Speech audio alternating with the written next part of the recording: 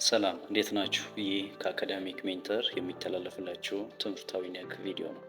በዛሬ ቪዲዮ የማሳያችሁ ኪ ካራክተሪስቲክስ ኦፍ ኮሆርት ስተዲ ይሆናል።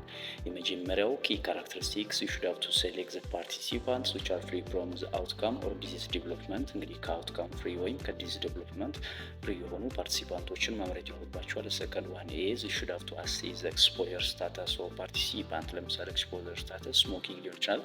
ስሞኪንግ ስታተሱን እንግዲህ አሴስ ማድረግ ይኖርባቸዋል። third one is you should have track those participants for couple of months or years for disease development or outcome development follow up ማድረግ ይኖርባቸዋል። አራተኛውና ወሳኝ ነገር this cohort study investigates whether those exposure increases the likelihood of the outcome ማለት ነው።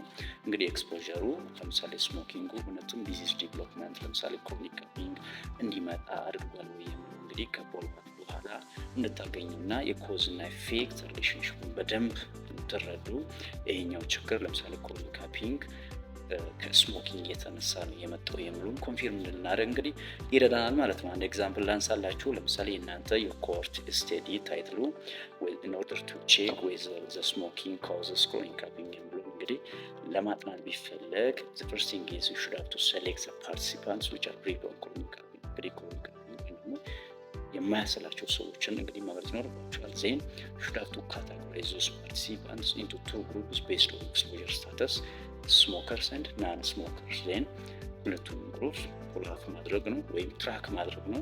የካፕል ኦፍ መንስ ሊሆን ይችላል፣ ካፕል ኦፍ ይር ሊሆን ይችላል።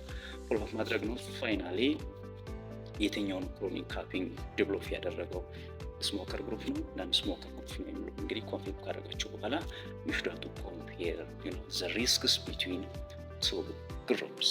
ስለዚህ በዛሬ ቪዲዮ ላይ እንግዲህ ኮሆርት ስቴዲ እና ኤግዛምፕል እና ካራክተሪስቲክሶችን እንግዲህ ለእናንተ ተናግሬያለሁ። ይህ ቪዲዮ ከተመቻችሁ ላይክ፣ ሼር እና ሪፖስት በማድረግ በተጨማሪ ይህን አካውንት ፎሎ ማድረግ ቤተሰብ ይሁኑ። አመሰግናለሁ።